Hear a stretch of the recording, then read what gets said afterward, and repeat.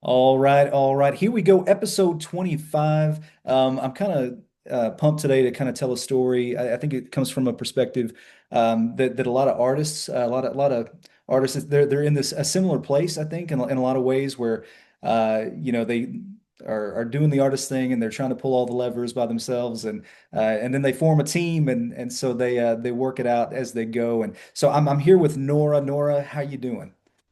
I'm good. I'm good. How are you? So good, so good. So Nora, one thing that I'd like to kind of get to because I listen to your stuff and I'm kind of curious to talk about it certainly. But like one thing that I was curious about. So you are, I mean, like a lot of people, you're a transplant, right? So you're from Harrisburg, Pennsylvania, yeah? I am. I am indeed. That is home for me. I'm actually going back in like a week for Thanksgiving, so I'm excited. Nice, nice. So you're gonna be with your folks and everything. Yeah, definitely. Okay, all right. So you're gonna go home to Harrisburg. So Harrisburg was home. Yeah. As we just kind of talk about like because obviously you ended up here in Nashville, but my curiosity is like when you were, coming up, because it's obvious to me your vocal chops are there. There's no doubt. I mean, so it's Thank you. like, and you don't get into Belmont, just they don't take every application, right? So it's like, Right. tell me about Harrisburg and like tell me about your early days, your family, that kind Mhm. of thing. Yeah, so I feel like my family's a little bit musical, as in like my mom sang in the car, but like also sang in choirs and things like that. My dad wouldn't care for me saying that he's not a singer, Okay. and he's just not. But my family, like, we listened to like a lot of like Michael Bublé, and like I always loved theater, so I grew up in like a lot of different musicals. I always did choirs. Any shot that I had like in school, if they were like, hey, you can sub out this for a choir class, I was in. You're jumping on it. Just any kind of way or chance that I could be involved in music, piano lessons, guitar lessons. They didn't work that much because I'm not a fantastic guitar player or piano player. Right. Um, but I did vocal lessons for as long as I can remember. I was probably like 8 years with the same teacher, Oh which wow. she was awesome, and I credit a lot of my abilities to her. But yeah, I was always in it. There was always music in the house. So Yeah, I mean, so it's interesting because as I listen to your stuff, I mean it's definitely it's gonna have that singer-songwriter mhm. thread through it, but I think that I'd like to know more about kind of your background too, because it almost feels like, and maybe I'm wrong, I mean it almost felt like you were classically trained. I mean, is that kind of the route you went early on? Is that kind of where you were? Yes, that is true, which is it's funny because I feel like some people don't pick up on that, which I'm actually very grateful and like happy that you did. Yeah, I was singing like Italian and like more classical pieces Okay. as from like probably fifth grade until I graduated, so high school. It might have been like fourth grade, honestly.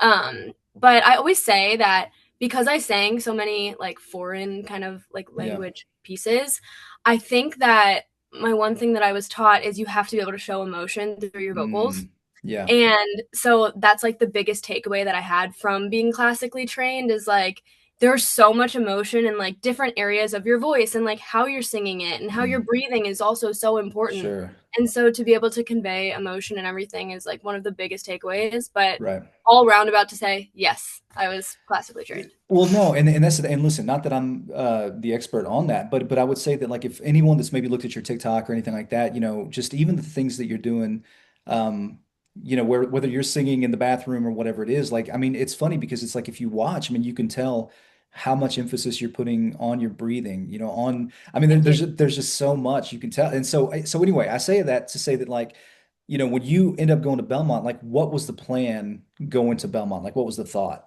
Yeah, so I actually started at Drexel University in Okay. Philadelphia, Yeah. and that was before COVID, so that was a little bit closer to home, and it felt a little bit safer. And I loved it, but then COVID happened, and I've always wanted to go to Nashville, so I was Mm. like, if I'm gonna go, I better Yeah. go. But for Drexel, I was in music business, so then I transferred to Belmont as a music business major. Okay. And something that I am hesitant to say is that I actually couldn't pass accounting. And Okay. so I changed my major to Yeah. creative entertainment industries, which to all those people that, couldn't also pass accounting, I feel you, it's Sure. so difficult. Totally. But I went with the idea of like, cool, I can kind of like get to know the ins and outs of like the Yeah, industry kind of sure, thing. But the sure. goal was like always I wanted to be on stage. Like I wanted to be the artist. Yeah, because and I think that's some of it too. It's like, and that's some of the brilliance of like a Belmont, something like that is like, hey, chase your passion. But here's a safety net. Should Right. should that maybe not work out like you hope. But the interesting thing is like because Belmont's going to churn out so many, talented people, right? And so I say all that to say that like, you go to Belmont and I mean you're not too far removed even now, right, from school, but like Right. when did you decide that you wanted to go all in? Because I mean, that's not an easy thing to commit to. And if I may, just a little latitude, here, Mhm. I think that, that's something for all of us, right? I think there's something there because it's like I think for everybody, we get stuck in our tracks and we're so afraid to press go and we're so afraid to hit start and we're so afraid to call mom and dad and say like, hey, I'm committing to this thing and P.S. I may need your help. Like, I mean, so like what is that? Yeah. You know what I'm saying? Like, what is that? Like, was there any hesitancy or were you like, no, I'm gonna cannonball into the deep end of the pool here? Like, what was that for you? Honestly, I think throughout college, I was getting used to Nashville and I sort of would call it coasting. I think Okay. I was Okay. coasting and I Okay. was just Okay. like, let me see what's going on here. Like kind of like finding my bearings a little bit. Sure. Um, and then once I graduated, I took a job and I was in the corporate world for about a year. Okay. And that is when my red light was Yep. like, you need to go for it Yeah. now because Yeah. I was working at a tour marketing company Okay. with my creative entertainment degree. Makes sense.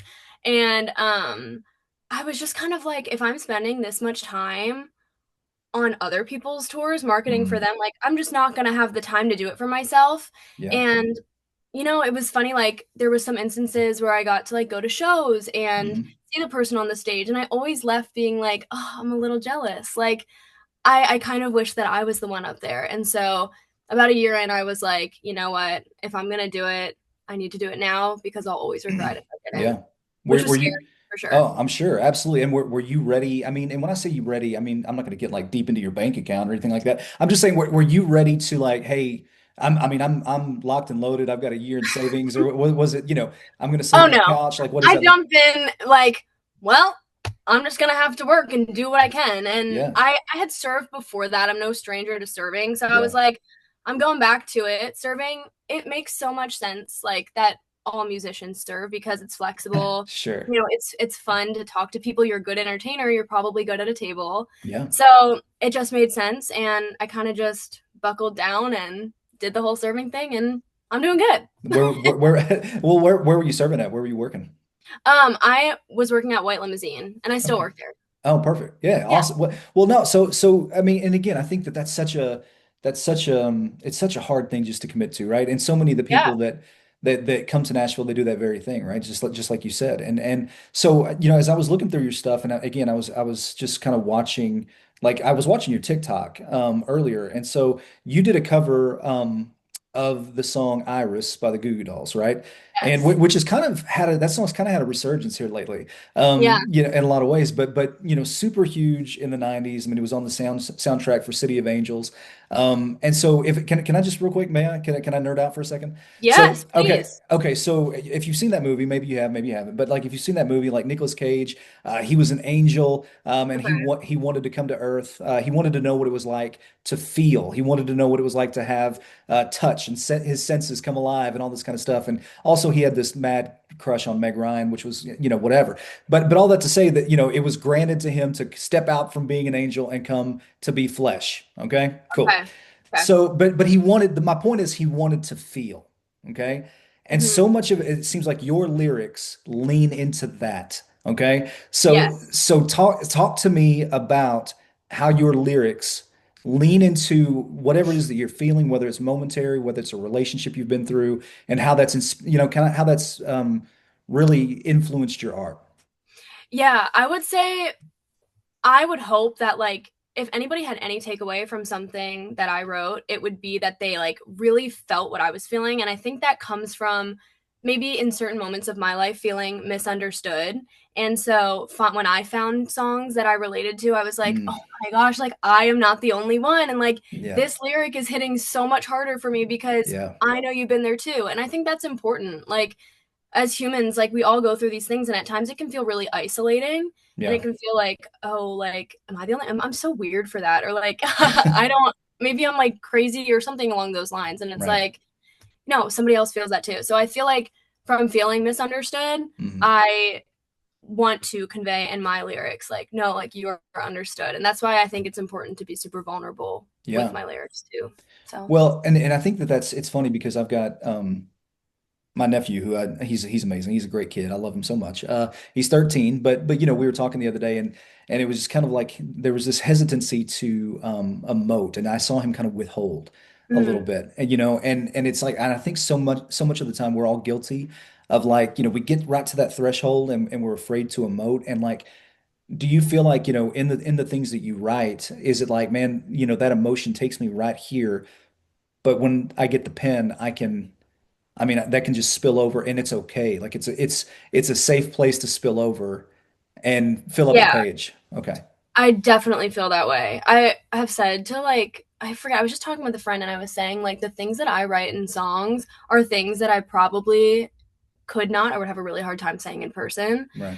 And I think that just comes from there is a safety. I usually like write by myself, or if I'm writing with someone else, it's with my brother, who is also a really talented songwriter. He's Mm. awesome in Nashville. But I do think that that is like my safe space, and Hmm. I'm able to just be completely open with how I'm feeling. But it's Yeah. things that I wouldn't say to my like to a person in front of me. You know what I Totally. mean? Totally. No, Which is totally. funny. And I don't know. And here's the thing, and you can be as vulnerable as you want to be with it with this question, kind of, because I was talking to somebody just yesterday Mm, about it, and it's like, is someone with anyone that's got a creative mind, or anybody that maybe has, that they're geared towards that creative side of the brain, um, and they build something like you've built out this, your song, your whatever, it's a set list, whatever it is. And when you share it, like you share it with, whether it's you're going to put it on Spotify or you're going to share it with a live audience or whatever, there is a deep hope that that person will like what you've done. Like you mhm. you you want so much for them to receive it well.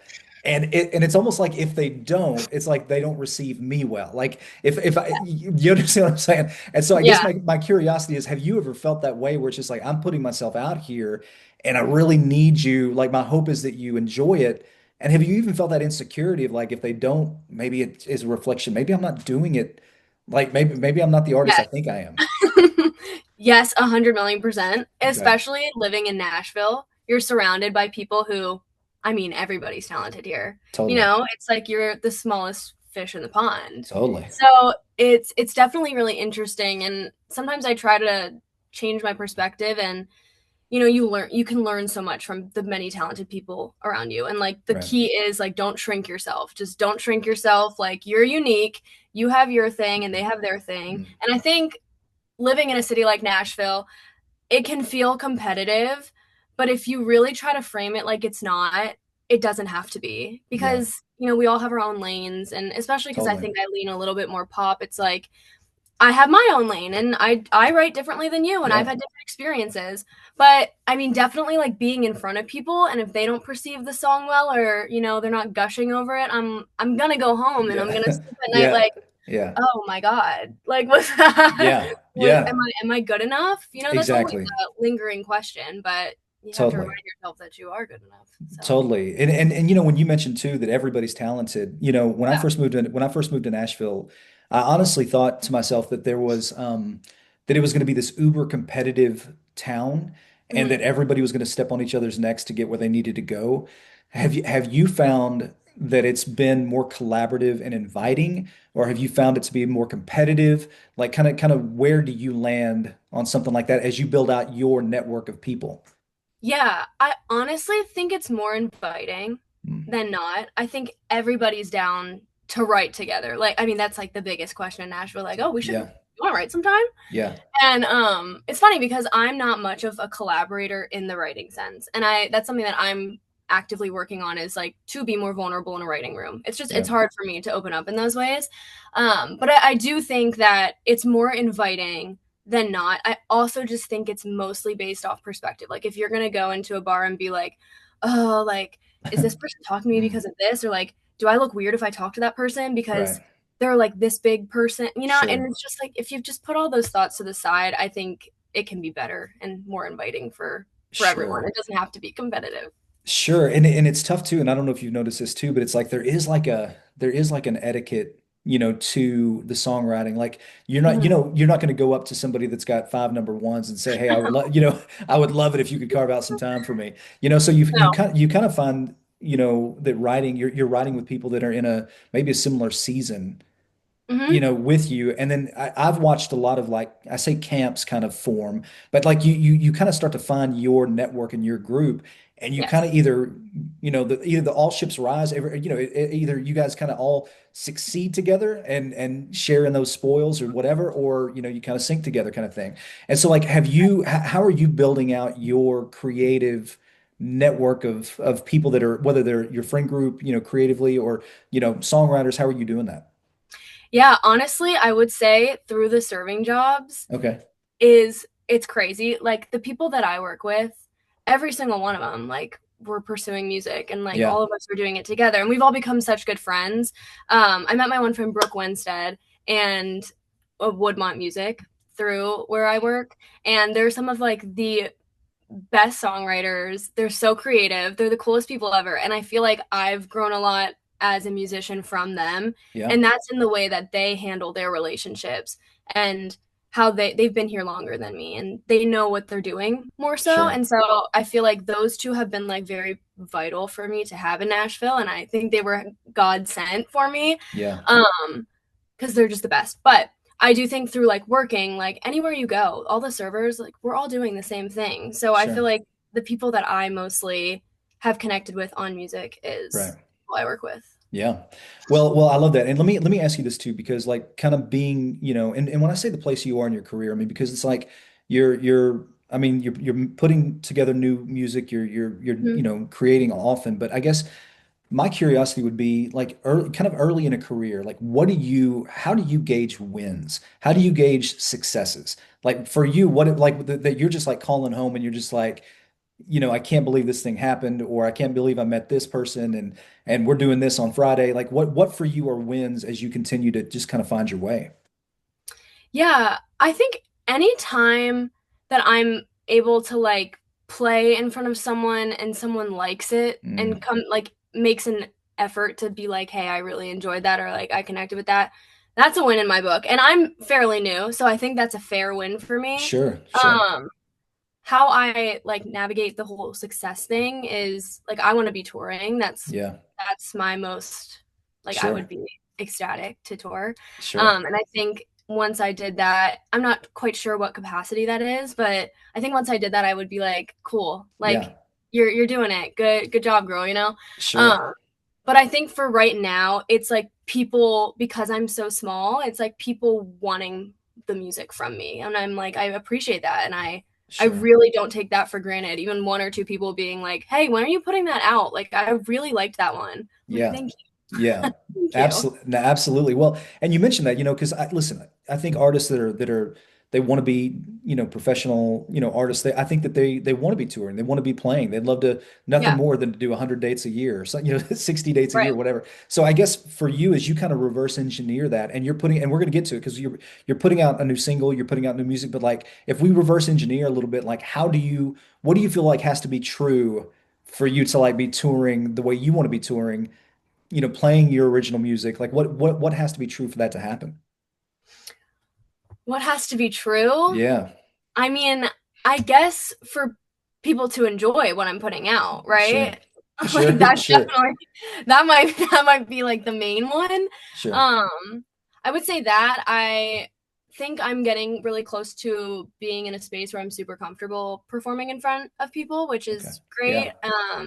And by that I mean like different from like a writer's round or stuff like that. Like I Hmm. think I think it's kind of a different vibe, but I think when you're confident, I want to be a really Yeah, confident part of my life to be performing in front of people. And, I think also emotionally connecting with people while I'm on sure. stage. I think that's one of like the most important parts of being an artist And I think sometimes maybe only other artists would understand that, but or maybe not, but I just think it's so important to really be able to convey emotion from the stage Yep. Yep. because I think you can have a beautiful song and sing it and it could be great. But if Sure. you like really put your heart into it and like portray like what you were feeling, it does wonders for the song. Absolutely. And so part of that question too, I think is like, because I think, I watched there's a video probably about 20 minutes long. If anybody gets a chance on her website, go check it out. But you did a lot, done a live performance there in Nashville. Yeah. You could see kind of, the Nashville in the background. And I think you mentioned like your manager and all this kind of stuff. And so as you kind of are building out that team, when I kind of talk about like what has to be true, like how hard is it for a new artist to find management, find somebody Oh, that kind of walks oh, that lane that and understands your vision? yeah. Okay, now I'm understanding the question. Yeah, Sorry. yeah, no, you're good. No, you're totally good. You're totally good. Um, yeah, I think that it's really difficult to find someone who understands you Mhm. and can guide you Yeah, in a way that's like not changing you. right. And I think that's very difficult. I my manager's great. And that comes with like conversations and you have to be willing to have those conversations and be upfront like, oh, I can't move on this or Right. okay, well, I can move on this a little bit. You have to like pick your battles a little bit Totally. sometimes. Totally. And that comes with like a bunch of different things like, public relations stuff. It's like, Hmm. okay, do I want to share that or do I not want to share that? It's like what's Right. important to me. And I think you have to like be very honest with yourself. And I think finding that team is like super crucial. And I hear people say that all the time here as well. Totally. Like your team makes it happen. And so you're going to be with people that support you, want the best for you, and understand you most importantly. Absolutely. Absolutely. Well, as we kind of slide into, like I said, you've got a new project coming out, but I did want to touch on something too, because before I forget, but like I noticed there was a cover, and correct me if I'm wrong. I think there was a cover you did on TikTok. It was an Avril Lavigne cover. Okay. Maybe I'm Okay. wrong. Okay. No, that's right. But here's the funny thing. When you slow, I mean, you take that tempo and you slow it down a little bit and it becomes this like super emotional kind of, song kind of thing. And so like, I guess my curiosity, you mentioned, and I've seen, you've done Adele covers and stuff like that. Like, who are the influences where you were just like, man, this is someone that if I could step into step into that light for a second, that limelight for a second, like who are the people that really influenced you in the pop space? Yeah, I mean, you're right. Adele is like a massive inspiration Yeah. for me. I just like, oh my gosh, all of her songs hit for me. I listen to Yeah. them going to dance class, and I just think her voice is so powerful in itself. Like she could be singing about like the grass for all I Totally. care. It's like her Totally. voice is insane. I would say Gracie Abrams Okay. is another big inspiration for me. I think her lyrics are insane and she's super honest and super vulnerable, as well as like a Lizzie McAlpine. It's more like Hmm. singer-songwriter-ish kind of deal that I'm into. I think Role Model, his new project was really, really sick. Yeah. And all of them, the main thing that they have in common is that they're super honest and like they can be self-deprecating. Yeah. Yeah. And they're not like trying to put on like the cool girl status, like Sure. it's like no, like that hurt my feelings and I'm Yeah. gonna write about it. Totally. Totally. Well, I mean, and I love that because we all catch influences, Yeah. somewhere. And so it's like, as you, and I'll have you talk about it. So you got a project coming out November 14th. Is that right? You want to talk to us about that?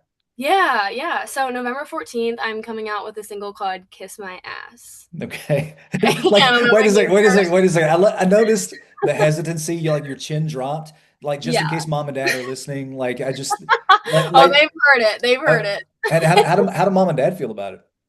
Mom and dad like it, but that's also because like they know what it's about and they're like, "You know what? Go you girl. You should Yeah. you should say that." Yeah. I that song is like I was saying before, I sometimes write songs like about things that I would never say in Hmm. person.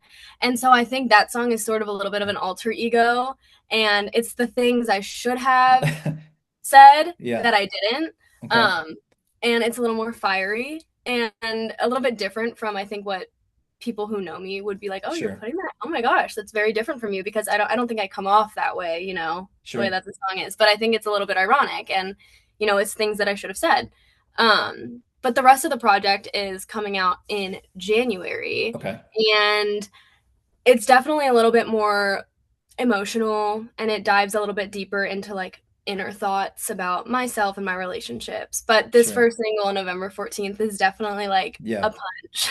Yeah, no doubt. Well, I mean, and I've got to ask because I asked somebody the other day.